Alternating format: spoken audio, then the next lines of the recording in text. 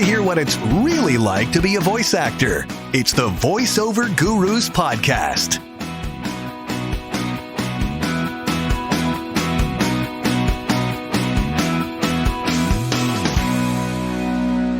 Welcome back to the Voiceover Gurus podcast. I'm Linda Bruno. I'm so excited because this has been an anticipatory thing for many months now that we have the honor of Mr. Kevin Kilpatrick joining us as a coach for the Gurus.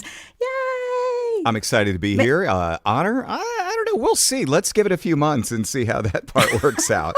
No, the honor is mine, though. Seriously, I'm humbled. And, I kind of threw something out to you several months back, and you're like, I'm listening.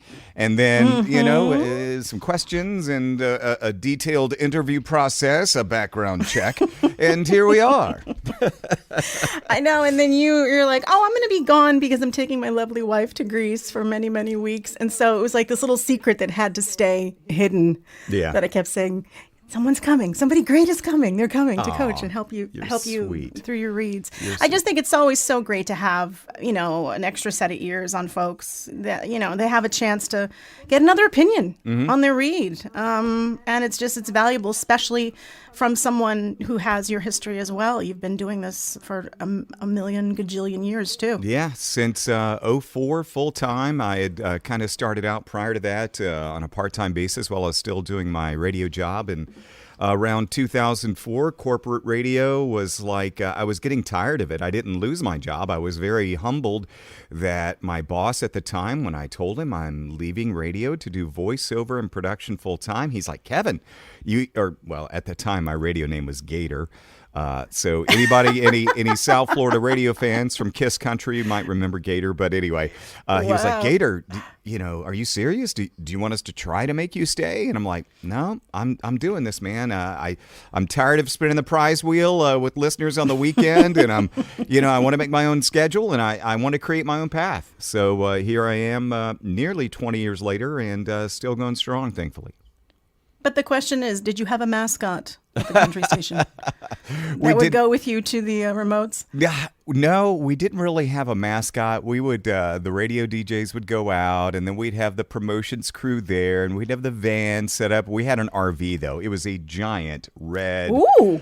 A red, white, and blue RV, Kiss Country. We had a big prize wheel. Fancy. Yeah, always handing out T-shirts, and... no mascot to speak of. I guess I was the station mascot because I was an animal. Yeah, you were. Yeah, they gave me that radio name, by the way. Oh, really? Yeah, it was when I signed my agreement with the radio station at the time. I told my boss, I said, I don't want to change my name because I knew he was legendary for changing people's names. And I said, I want to keep Kevin Kilpatrick. That's what I've been called my whole life. And he's like, let's readdress that. And what do you think about Gator? And I'm like, you've lost your mind. But it turned out, Linda, to be a great thing because in Arbitron ratings at the time, people fill out these diaries of who they listen to. And that's how you got listenership. They remember you. Yeah, they remember. So they remembered Gator. Yeah. Wow, that's pretty cool. We had a mascot at the second station I worked at up in Long Island, Lucky the Duck. So I would do my remotes with Lucky the Duck as we would spin the wheel of prizes. What was the format? What was your call letters? It was WKJY, so like adult contemporary. So okay, so how did the duck? I was thinking, what was it, WUCK or WDCK or no? Just happen to have a duck. No, I was Queen of Celine Dion, Mariah Carey, and Long Island love songs at night. Oh, were you kind of like a Delilah or something? Do you remember Delilah? Yeah, she was on after us. Oh, wow. Okay. So you're not like a Delilah. You were her lead-in. You were her opening act. Yeah, exactly. So the old days of radio, which so many of us were started in. But you obviously made the transfer over because a lot of radio people have a tough time becoming voice actors. Yeah. And, part of it for me, Linda, was I had a bank of automotive clients. So automotive is one of my jams. So I'm still on and I'm probably at my highest now, but I'm probably doing about 60 markets a month. I'm on in New York, by the way. Are you? Yeah. So I'm on every month. I've been on in New York for the past 12 years for this one group of dealers, Hudson. It's the Hudson group of dealers. And the spots don't sound anything like I'm talking right now. And we can, I'm sure when we get into our coaching and things that this possibly will come up. But, there's certain sounds that work well for automotive. And thankfully, a lot of it's changed because a lot of it can be just friendly, natural Kev. Hey, buy a Camry for $199 a month. But for Hudson, I do what is called the mean, angry father. And it's like, buy a Camry, $199 a month. Get it now at Hudson Toyota. So, and that's even dialed back from what I really do for them. Yeah. But made the transition, had some automotive clients at the time, and automotive became my bread and butter, and it still pretty much is. And that afforded me the opportunity to transition from radio. And plus, I was still doing some production. My old radio station at the time would hire me monthly to do production for them. And so I got lucky on my transition. I don't know if it was lucky or planning, but I had some established income. And I also I was resourceful. I'm a hustler. I'm a hustler, baby. I hustle, and that's what this game is all about. So how did you wind up deciding that you wanted to do some coaching? How did you fall into that? Organically. I have, you and I met via a casting. So I've done casting for years. I keep forgetting. Michael McDonald. I keep forgetting how long ago you and I met. It's been 7-8 years probably? At least. No, because you found me on Voice 123. Yeah. And it's I think longer than that. Yeah, and honestly. I don't think we ever did we ever do any live sessions where I directed you? I don't know. Yeah, I don't think so. Probably not for automotive. I might would have, but I don't think I did for you. But that being said, I've done cast ever since. So, and this all goes back to part of my coaching is, and part of making money in this industry is, it all adds up. I'll say that constantly to people. It all adds up. And I'm talking about many different aspects. Being a pro, being, good at what you do, being resourceful, being available, being easy to work with. And one of those things is being an answer, a resource. So in the beginning, I had clients that were like, hey, Kev, you're great, but we've got some crossover we're going to get another dealer on in the same market, but we can't use your voice. Can you find another male voice? And I'm like, yeah, I can. Mm-hmm. Same with finding, hey, Kev, you found us another great male. Can you find us a great female? I'm like, yeah, let's go on Voice 123 and see if we can find Linda Bruno. And that happened. And so getting to the coaching part of it, so I've always done casting pretty much ever since I made the transition. Gotcha. So I got clients that would be like, Kev, could you get this, talent to do it this way and this way? I'm like, yeah, I can. So I started directing. So I've been directing since I first started, and I train my ear. I know it sounds good to me. And so that's kind of how it came about. And then just throughout the years, I've always had people ask, how do you get into voiceover? I've been told I've got a good voice, Kevin. How can I get into voiceover? And first thing is, stop talking like this, Dan. No. But that happens. And so I've just always offered advice and tips and, throughout the years. And so it just kind of happened organically. And the first official coaching I've done, I guess, is probably at Voiceover Atlanta, where I call her my work wife, but she's my podcast partner, Bobby Maxwell. Mm-hmm.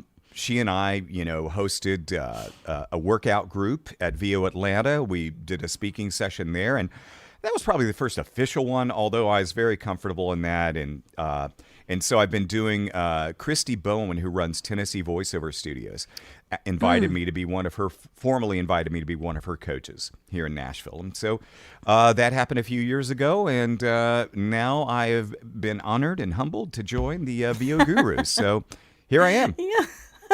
Is that a long enough roundabout, rambling on version of your question? No, that's great. It makes sense, though, because, I know automotive is such a huge part of your life, but of course, and if you're a patient person and you listen, you can, coaching can be a natural next step. you have to have that patience and have that open-mindedness to. I had a great compliment given to me the other day from a student. He also he coaches, what do you call it? Public speaking. And he does it for corporate. And he does it online too, especially since COVID. But he said to me, he goes, there's two types of coaches. He says there's the coach that teaches you their method, and they try to get you into their method of doing something. And then there's the coach that finds your strong points and helps you flourish with what you have. And he says, and you're that type of coach. And I was like, oh my gosh, I'm so honored to hear that, because it's true. If you have the patience and the willingness to really listen and pay attention to someone's performance and what they bring to the microphone, the table, you can help them hopefully find something else within themselves to bring out a better performance and become a better performer, a better voice actor. I agree with that assessment 100%, because one of the things I was going to mention is, with coaching, I think it's valuable for we coaches to coach ourselves and train ourselves with other coaches, because we need that perspective. We need that outside voice. And in my experience with what you just said, it's been exactly that. I've worked with folks who've got a method. They've got a way that they want to try to get you in that method. And I see great value in that. I also see the value in I'm like you. I listen to see where the person is and listen to what they're all about and try to get to them that way on a connection basis, I guess. It's not, I'm going to try to fit you. I'm not going to try to fit you into a mold that I've created. I'm going to try to mold you in a way that I hear. And when I hear some progress, I'm going to try to tap into that a little bit more. So yeah, I agree with you 100% on those two different ways to do coaching. It's a process. One asked me, said, well, how do I know if I'm going to be good at promo, if I'm going to be good at whatever? And I go, look, we start with commercials and we go from there. This is, to me, it has to, just like you said, organically. I can throw a bunch of different scripts at you and let's see. You might hate promos. You might hate, doing automotive, or you might fall in love with it. There's just so many avenues, because I know a lot of talent ask that. And they say, well, how do I know what I'm going to be good at? Yeah. Well, with your coach, you'll hopefully have a coach that'll support you in whichever direction, but obviously what you get booked for, you kind of find out there what you're good at as well. Yeah. It's funny. A funny story. When I started doing this full time in 2004, I reached out to this guy, a guy in San Francisco. I can't think of his name, but he is an OG legend. I don't even think he does a lot of voiceover anymore. It was initials. It's like JK or something. Anyway, but he started out in the business as a writer. Now, he's not a producer. He is he's a writer and a voice actor. Boom, done. I think he did casting and stuff like that. But he did a lot of national stuff. He was always on Voice 123, giving advice to people. And I hit him up one day and I said, would it be cool if I sent you some samples? And this is, remember, 2004, 2005. I sent him some samples. And he so graciously spent the time and wrote me this thoughtful note back. And it was just incredible. But what he said to me at the time has come true to this day. He said, Kevin, you sound great, but, you got a little bit of an announcer sound. He said, with the right work, you could do promos. You could do trailers with the right amount of work and training and stuff. He goes, but I do see you doing a lot of corporate narration and that kind of stuff. And I'm like, all right, cool. And that's kind of, I do commercial work. I do automotive. I do a ton of automotive. But I do a lot of corporate work. I do a ton of e-learning. And, I do a handful of national spots throughout the year that I'm very grateful to get. And I know to this day that it's because of getting back to training. It's getting back to training. Linda, I think I've told you the story, but I refocused myself in 2018. And started training with coaches because I wanted to get back to my original goal of doing national stuff, right? And so here I am, 5 years later, and I'm starting to see the fruits of that labor. Getting back to your point about what people are going to be good at, we don't know. We don't really know. You got to explore it. You got to think about what you love, like audiobooks. I've done a few of them, but they're not for me, like regular. Yeah.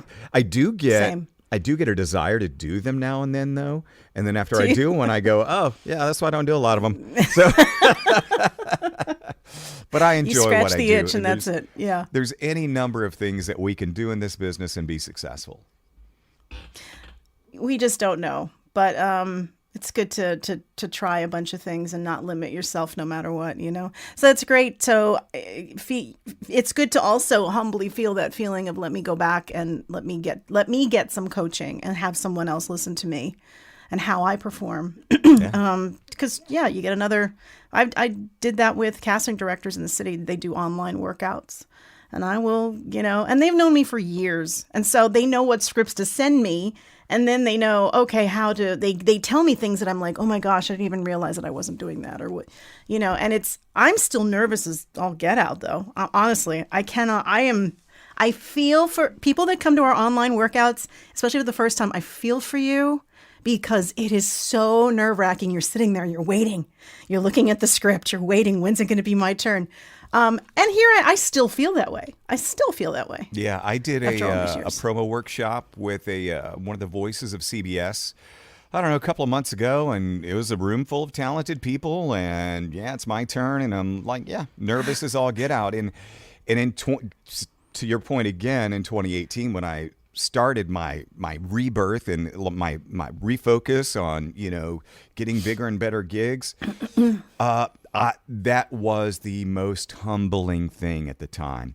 Not because I'm cocky. It's because it's like, it was the nerves. It was like, they're going to think I suck. They're going to be like, how'd you even make money in this business? And that was my fear. And like you said, anybody that's coming into this brand new, just know that we've done it ourselves and we've humbled ourselves and we've gone through those nerves. And it is tough. And we do understand it. Yeah. I try to also let people know, too, that with the classes and things that I've taken, especially the in-person stuff up here in New York, there's a lot of really very tough coaches and very tough teachers who are not nice. And I hated how I was feeling. I hated how I felt going to the class. All week I would be nervous thinking, oh, God, I'm going to have to, because I did like on camera, I did improv, I did a bunch of stuff. And I thought, you know what, if I ever do this, I do not want to ever have a student feel like they're dreading coming, to coach with me and learn from me. And it's just, you have to, I don't know, to me, creativity does not blossom under those circumstances. And now with AI, performance, you got to nail it, or you can just kiss being in voiceover goodbye. So you have to be a performer. There's no way around it. You have to get those acting chops down. Yeah. And you got to be, because what else? What do we have left? Yeah, because you can't rely on your good voice. No, you can't. And I cannot imagine anybody ever going, oh my gosh, she's gonna be mean to me. Linda, be nice. I believe it or not, some people and I get it. They don't know me, So sometimes they get.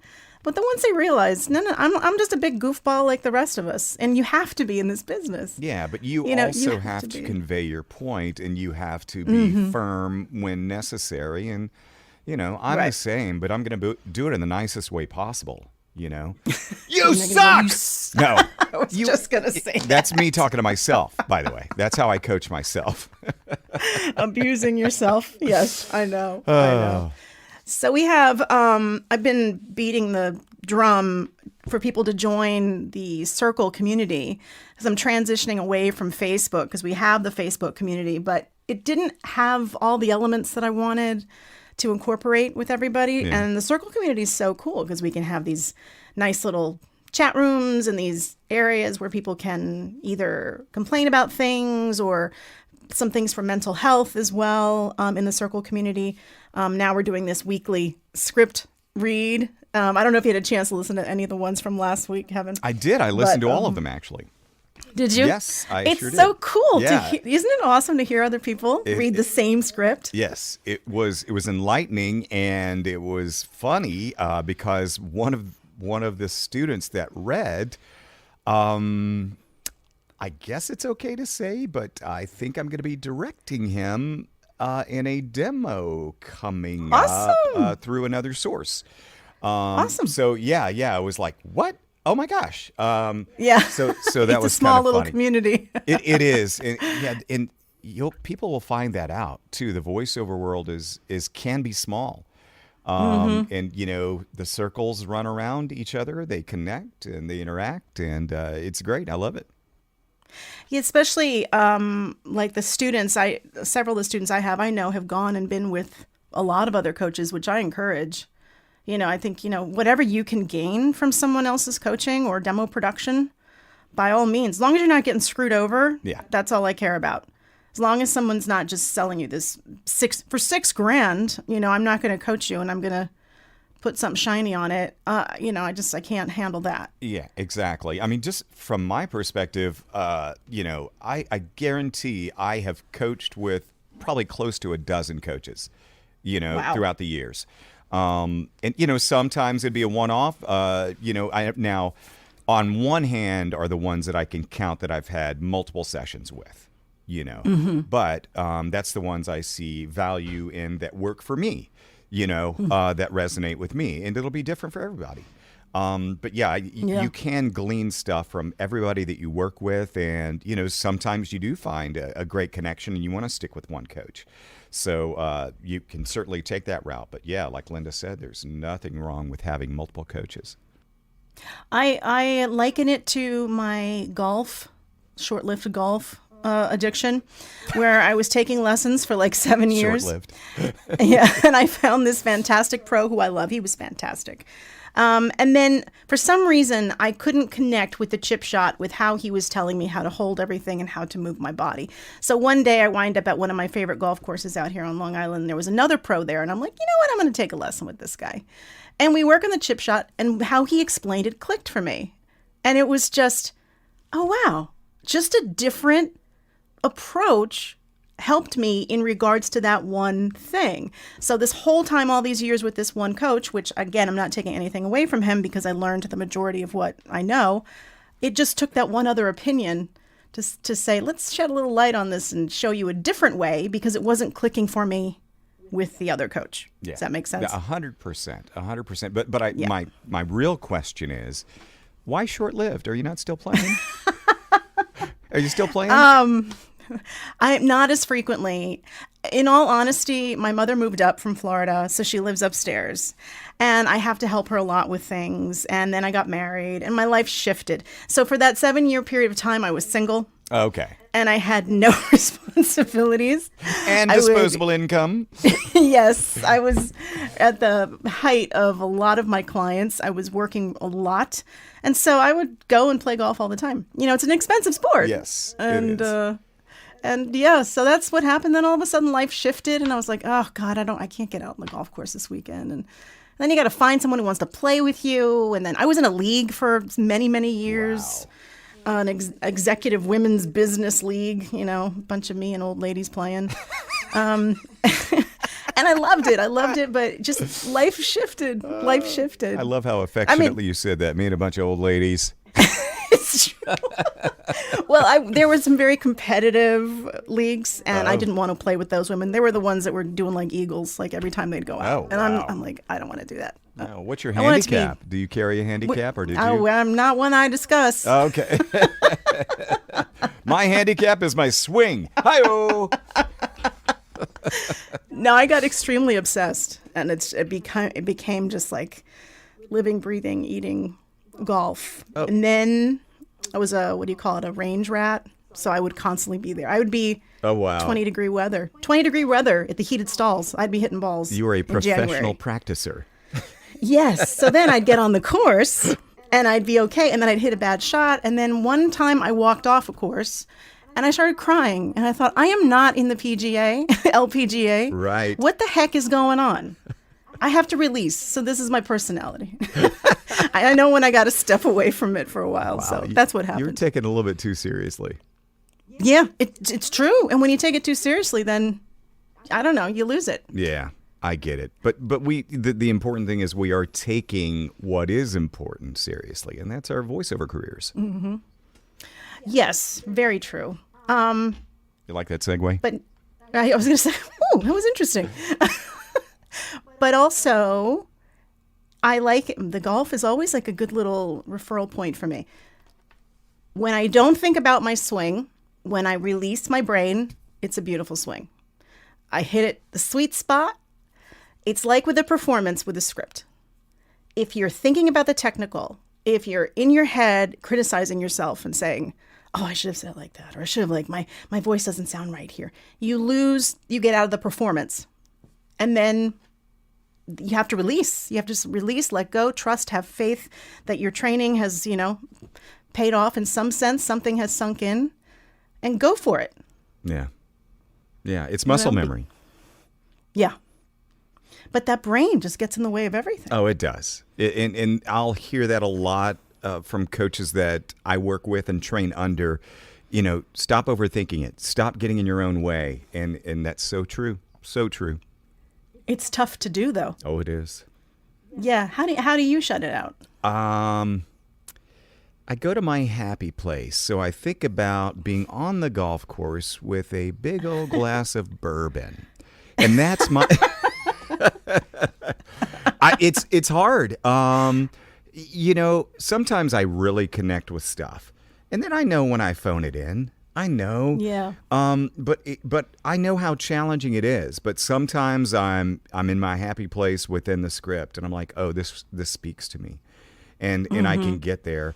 But I try to shut it all down, but it's hard. I don't have a go-to to get to my happy place.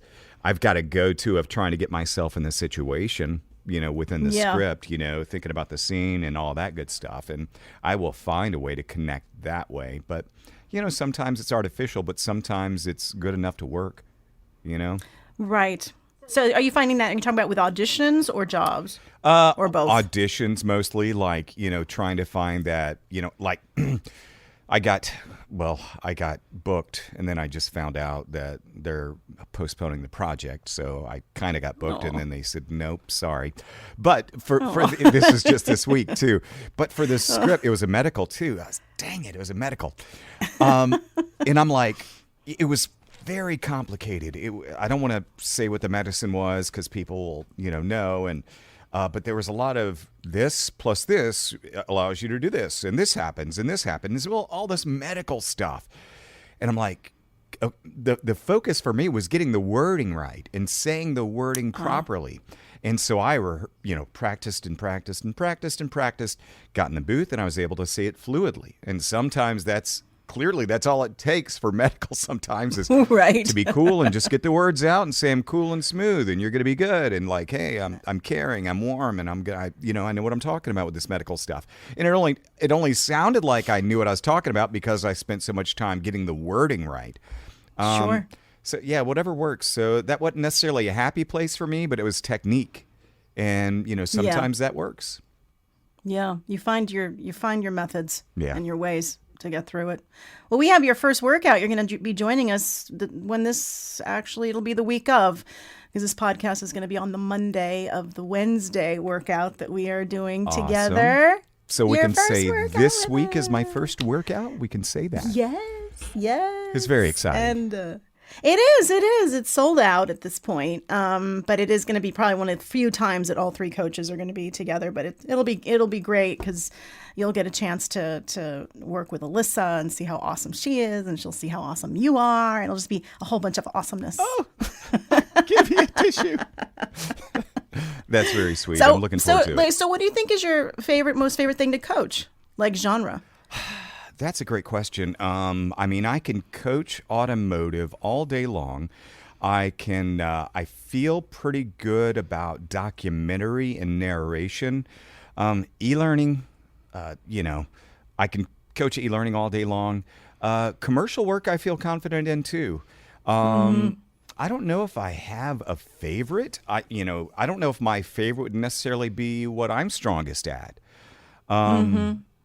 Because commercial stuff, I book commercials, but, coaching in commercials is like, it's got to be, I got to listen to where the person is and how they're connecting with the script and these kinds of things and see where that goes.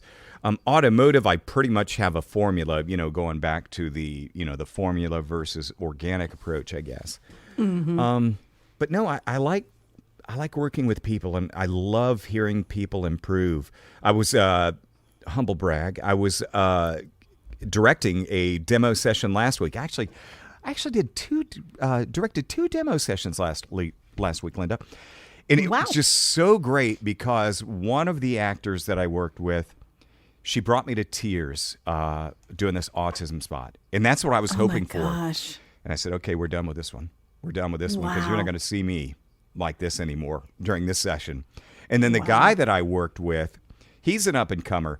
And to just hear him with his natural sound, just nail this GIF thing that we were doing and get it exactly as I was hearing it in my head, that's super rewarding. So the genre to me doesn't matter. It's the seeing the results is what matters. Mm-hmm. Fantastic. Yeah, that's right. You're pretty experienced with the demo production. You've been doing that forever, right? I've been doing, here the last couple of years, it's really picked up, and that's by, I don't market it. I don't talk about it. I don't blast it on social. It's just referrals. And that's kind of picking up. And it's just, I know what that process is like. I've been producing stuff since I was knee-high to a coyote. That's a Tennessee saying, by the way. And I really have, because I cut my teeth in radio producing stuff, slicing tape together, and, messing with stuff. But now I know how the demo world works, and I know what it takes in this kind of stuff. So I have been producing a lot of stuff lately. I thoroughly enjoy that. I thoroughly enjoy putting something together with my crew that is compelling and can be effective and can get noticed and that kind of thing. So really enjoying that side. And yeah, it has, I guess I'm fortunate and blessed, but it has picked up. I'm very fortunate to stay busy as I am. Kevin, I think you should stay in this industry. I think you've got a lot going for you. You know what? And here I thought I was going to take being a professional gardener because I can grow a mean tomato. I'm predicting that I think you're going to do really, really well. Yeah, I would suck at the gardening part because I would much rather be watching baseball or playing golf in the summer than tending a garden. That's for sure. Agreed. I'm so glad that you came on. This is fantastic. Can I ask what's happening with your podcast? Yes. So the Making Waves VO podcast is dropping very soon. I'm proud to say that we have a presenting sponsor for the podcast. So yay! I know I'm excited about that. We've already got, our methods are different in terms of our podcast. I've got 3 in the can right now that are still being edited. One's pretty much ready to go, but I'm going to be dropping them weekly as I get them rolled out. I'm still working out some wording with the sponsor. So that's what's holding that up just a little bit. But yeah, the Making Waves VO podcast with my partner, Bobby Maxwell, that is going to be dropping by the end of October, fingers crossed. Fantastic. Well, your stuff is always organized. I like to fly by the seat of my pants. Oh, well, hey, if you only knew. It's like, I'm like the what is it, the metaphor of the duck? He's swimming like crazy underneath, but he looks smooth on top of the water. Right. That's me all the time. I've been called a hot mess more than once in my career. My problem is I get inspired by something I hear, and all of a sudden I'm like, ooh, that would be good to add. And then it's like, boom, I'm off in a different direction. But I try to stay organized. But thank you for joining me today. Well, a true pleasure. It's an honor, Linda. It's great talking to you as always. And I value our friendship and looking forward to what our partnership brings in the near future. Yes. So, folks, you want more information? Kevin is already on our website. And yeah, he's going to be coaching with us probably at least once a month in a workout, I would imagine. But of course, available for private coaching. So, and especially if you automotive, man, that's an awesome industry. But yeah, I'm just glad that you were able to join me so we could say hello to everybody and welcome you to the Voiceover Gurus. Thank you so much for having me. Get more information if you'd like to about coaching, anything that we do at voiceover.guru. And thanks again for joining us. Have a great day. Should I start recording now? Thanks for listening to the Voiceover Gurus podcast. Real talk about the voiceover industry. Learn more about us and get coaching. at voiceover.guru.